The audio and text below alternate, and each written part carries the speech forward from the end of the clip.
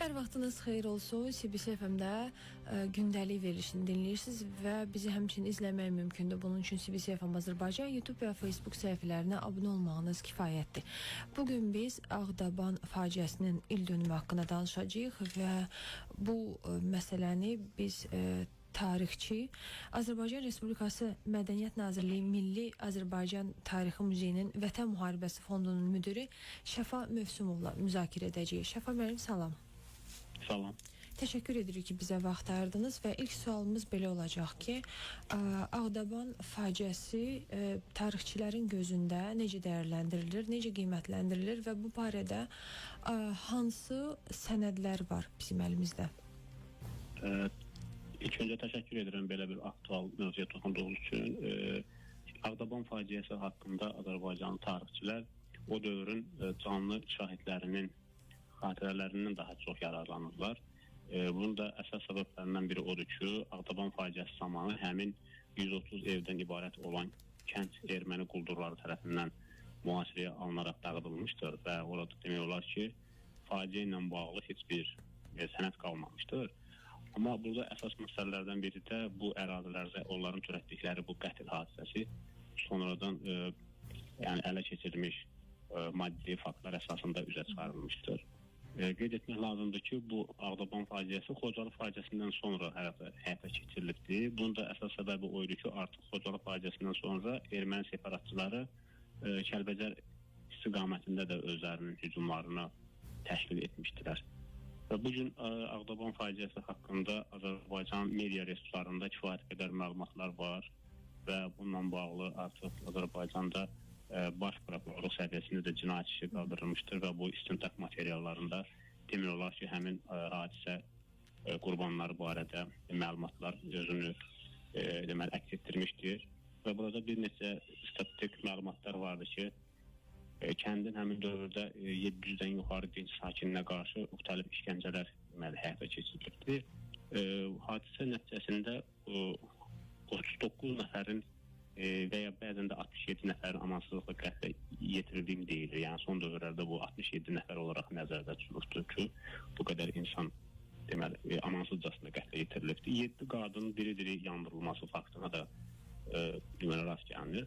Və təkcə Ağdaban faciəsi demək olar ki, dinc insanların qətli və onlara qarşı bir soyqırım deyil, həm də tarixi mədəni abidələrə qarşı da soyqırımdır. Çünki həmin kəndin ərazisində arxeoloji maddi mədəniyyət nümunələri ilə yanaşı demək olar ki, orada eyni zamanda mədəni obyektlər, kitabxanalar və demək Aşıq Şəmşirin və Aşıq Qurbanın əl yazmaları kimi bir milli sərvətlərimiz də həmin erməni separatçıları tərəfindən yandırılmışdır. Və bütövlükdə götürdükdə bu məsələ təkcə bir dinc insanlara qarşı deyil, həmçinin tarixi mədəni abidələrə qarşı da bir soyğunçu kimidir. Həmin bu deməli Ağdaban faciəsi zamanı kənd ərazisində olan iqtisadi resurslar da dağıdılmışdır. Əhalinin özünün mal-qarası ələ keçirilmişdir. İnsanların uzun illərdən bəri burada yaratmış olduqları iqtisadi infrastruktur da demək olar ki, dağıdılmışdır. Bəs əgər biz faciənin tarixi önəmindən danışırıqsa, yəni bu faciədən sonra hansı hadisələr baş verib və daha öncəni əgər müzakirə edə biliriksə, belə tarixi ardıcıllıqla danışsaq əgər, Ağdabandan öncə və sonra nələr oldu? Kəlbəcər rayonunun Ağdaban deməli kəndində bu faciə bildiyimiz kimi aprelin 7-sindən 8-nə keçən gecə baş verdi. Amma artıq aprelin 9-unda qonşu kəndlərin əhaliləri deməli hər yerdən rayon mərkəzinə toplaşdılar və onlar Kəlbəcərin müdafiəsinə fövqəladə yardım komitəsi yaratmışdılar və bunların da əsas səbəblərindən biri o idi ki, bu faciə araşdırılsın, bunun deməli deyərlər qarşısının alınması, bu erməni separatçıların cəzalandırılması doğru bir addım atılsın və o dövrdə bu deməli faciənin nəticəsi olaraq kəndin deməli üzə çıxarılmışdı ki, bu 130 evdən ibarət kənd deməli ermənilər tərəfindən tamamilə yandırılıbdı və tarixi abidələr dediyimiz kimi bütün bunlar hamısı qəsb edilibdir. Və bu hadisələrdən sonra artıq Kəlbəcərin özünün müdafiəsi təşkil edilsə də, amma biz gördük ki, düz bir ildən sonra artıq 1993-cü ilin aprel ayının əvvəllərində deməli Kəlbəcər ərazisində necə deyirlər, erməni səfərçiləri tərəfindən yeni bir işğal siyasəti həyata keçirildi və Kəlbəcər süquta uğradı. Bəs əgər ki biz o dövrə qayıtmış olsaq, Ağdaban faciəsi haqqında Azərbaycan əhalisi vaxtında məlumatlandı mı?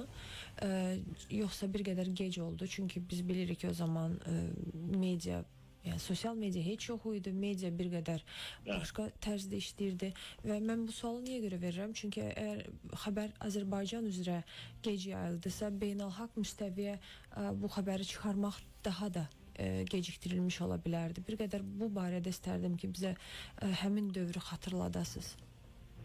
Artıq bu dövrdə deməli, necə deyərlər, bu Ağdaban faciəsindən sonra Kəlbəcər Müdafiə Komitəsi həmin kəndin müdafiəsinə qalxmışdılar və amma buna baxmayaraq deməli faciənin ən ağır müsibətləri yaşanmış, evləri viran qoymuş həmin bu Ağdabanlılar buna baxmayaraq yəni yenə də kəndi tam tərk etmədilər və onlara Kəlbəcər Özü Müdafiə Komitəsi tərəfindən bir necə deyirlər yenidən bərpa işləri görülməyə başlandı və amma buna baxmayaraq bu hadisələr düz 1993-cü ilin mart ayına kimi davam elədi. Yəni faciədən sonra əhali necə deyirlər, orada özünün bərpa quruculuğuna davam etdi. Amma artıq 93-cü ilin mart ayından başlayaraq deməli Kəlbəcər rayonuna ermənilər kütləvi olaraq hücum etməyə başladılar və Kəlbəcərin deməli işğalına qədər Ağdaban özünün necə deyirlər əvvəlki inkişafını saxlamışdı. Amma təəssüf olsun ki, Kəlbəcər işğal edildikdən sonra Ağdaban əhalisi oranı bir dəfəlik tərk etdi. Və kənddə bu bərpa quruculuq işləri getdikdən sonra düzdür, yuxarılara ölkə rəhbərliyinə bu barədə məlumat verilmişdi və o dövrün qəzet səhifələrində həmin Ağdaban faciəsi haqqında az da olsa informasiyalar gedirdi. Amma o dövrdə ölkədəki siyasi vəziyyətin qarışıq olması, rayonlarda yalnız özünün müdafiə batalyonlarının fəaliyyət göstərməsi, Azərbaycan ordusunun belə ermənilərin iri miqyaslı hücumların qarşısını tam ala bilməməsi səbəbindən və həmçinin də siyasi hakimiyyətin bu işdə özünün beynəlxalq hüquq prinsipləri baxımından mövqe qoymaması nəticəsində Ağdaban faciəsi barədə o qədər də dünya ictimaiyyətinə bir məlumat çatdırılmadı. Və bu da necə deyirlər, artıq Azərbaycan ordusu torpaqlarını işğal etdikdən sonra demək olar ki, işğaldan azad etdikdən sonra bu faciəyə hüquqi qiymət verilməsi yolunda addımlar atıldı. Hüquqi rolun və əhəmiyyətin verilməsi istiqamətində də bir sual verəcəm sizə. Sizcə qarşıdakı müddətdə müəyyən razılıqlar əldə olunaraq iki ölkə arasında, Ermənistanla Azərbaycan arasında sülh müqaviləsi tam imzalanandan sonra bütün bu faciələrdə, həmçinin Ağdaban faciəsində rolu olan kəslər hüquq qarşısında cavab verəcəkmi? Yəni bunu etmək mümkündürmü? Çünki tarixçidən bunu soruşmağımızın əsas məqsədi də ondan ibarətdir ki, tarixdə bu cür oxşar hadisələr olubmu? Bax, belə bir hüquqi qiymətləndirmə olunubmu sülh imzalanandan sonra? Qeyd etməliyəm ki, Ağdaban faciəsində zərər çəkmiş tərəflər dinc insanlardılar və hadisəni törədən şəxslər isə bildiyiniz kimi silahlı birləşmələrdirlər. Bu silahlı birləşmələrin qanuni və ya qeyri-qanuni olmasından asılı olmayaraq artıq bu 1948-ci ildə BMT Baş Assambleyası tərəfindən qəbul edilmiş soyqırım cinayətlərinin qarşısının alınması və ona görə cəzalar konvensiyasının müddəalarına uyğundur və məhz bu beynəlxalq hüququn bu aktları imkan verir ki, bu bir soyqırım cinayəti, hərbi cinayət kimi nəzərdə keçirilsin və qeyd edim ki, Kəlbəcər rayonunun işğalının 2014-cü ilin aprel ayındakı ildönümü zamanı deməli bu Kəlbəcər rayon ictimaiyyəti həmin bu faciə ilə bağlı BMT-nin Təhlükəsizlik Şurasına müraciət ünvanlamışdı və bu müraciətdə onlar qeyd edirlər ki, 1992-ci ilin həmin aprelin 8-də Ağdaban və onun yaxınlığındakı Çayqovşan kəndlərində ermənilər hərbiçilər tərəfindən belə faciə törədilmişdir və həmçinin onlar 1993-cü ildə Kəlbəcərin başlı bir kəndində də analoji yəni terror aktını həyata keçirən erməni ordusu tərəfindən toplanan bu soyqırım aktlarında müraciət etdilər. Və bu da yenə dediyim kimi beynəlxalq hüquq baxımından imkan verir ki, həmin hadisəni törədən hərbi birləşmələrin üzvləri cinayət müəssisəsinə cəlb edilsin və əgər Ermənistan Azərbaycan arasında sülh müqaviləsi bağlanarsa, o zaman artıq bu faciəni törədən şəxslər Azərbaycan qanunları qarşısında yox, həmçinin beynəlxalq hüquq müstəvidə də cinayət müəssisəsinə cəlb edilməlidirlər və onlar artıq hərbi cinayətkar kimi tanınırlar. Və bu məsələ isə artıq hüquqi müstəvidə həll olunur ki, bu da tarixçilərin fəaliyyətindən biraz kənar bir sahədir və bu barədə artıq Azərbaycan hüquq mühafizə orqanlarının öhdəsinə düşən bir işdir. Şəfa müəllim, bəs bu cür faciələrin unudulmaması üçün hansı addımlar atılmalıdır? Çünki gələcək nəsillər də xəbərdar olmalıdır.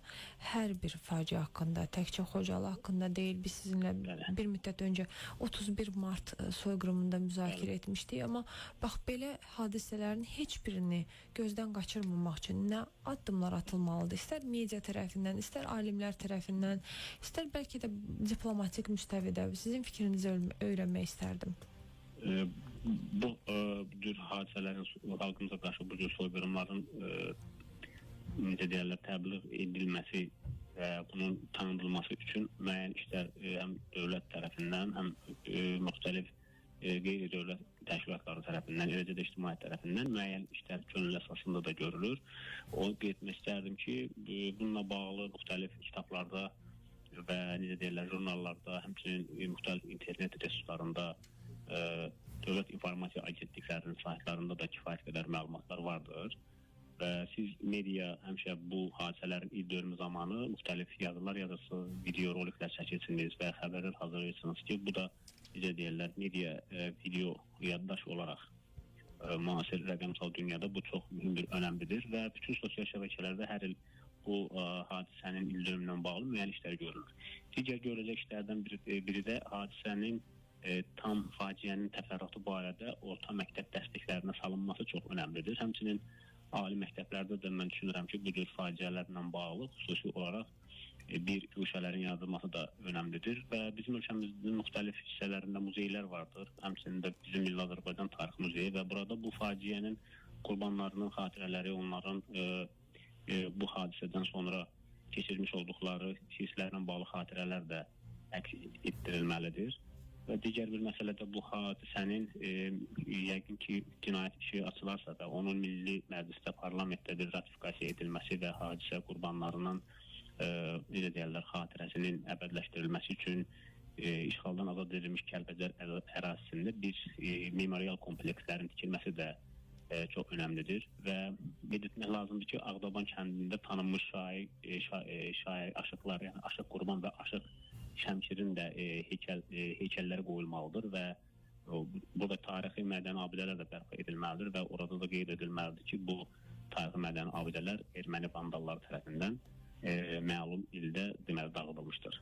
Yəni bütövlükdə bu işlər həm ərazinin bərpası kontekstində təbliğ edilməlidir, həm də ki, müxtəlif media resurslarında, həmçinin bununla bağlı xüsusi bir necə deyərlər, hüquqi müstəvidə də işlər görülməlidir və bu işdə bu yolda müəyyən işlər dövlət tərəfindən görülür və böyük qayıdış proqramı çərçivəsində bu işlər hissə olaraq bildiyiniz kimi həyata keçirilir. Məsələn, Xankəndinin Zəfər Muzeyinin əsasının qoyulmasına doğru bir addım, Bakı şəhərində məsələn Zəfər Muzeyinin açılması, eləcə də Xankəndində yeni Zəfər Muzeyinin tikintisi nəzərdə tutulur və bu yaxınlarda da ölkə başçısı tərəfindən Xocalı şəhərində Xocalı faciəsinə həsr olunmuş müasir tipli muzeyin memorial kompleksinin qoyulması da bu amillərə çox mühüm təsir edir. Mən təşəkkür edirəm bizə vaxt ayırdığınız üçün. Çox sağ olun. Buyurun, bizə təşəkkür edirik ki, bu cür faciələrimizi daim unutmaması üçün gördüyünüz işlərə görə. Çox sağ olun Şəfa müəllim. Bizimlə birbaşa telefon bağlantısında Mədəniyyət Nazirliyi Milli Azərbaycan Tarixi Muzeyinin Vətən Müharibəsi Fondunun müdiri, tarixçi Şəfa Mövsümov idi və biz onunla Ağdaban faciəsinin ildönümünü müzakirə etdik və faciənin özünün tarixini müzakirə etdik. İşimizi yekunlaşdırırıq, siz isə bizdən ayrılmayın. CBC FM-də qalın. CBC FM Azərbaycan YouTube və Facebook səhifələrinə də abunə olmağı unutmayınız.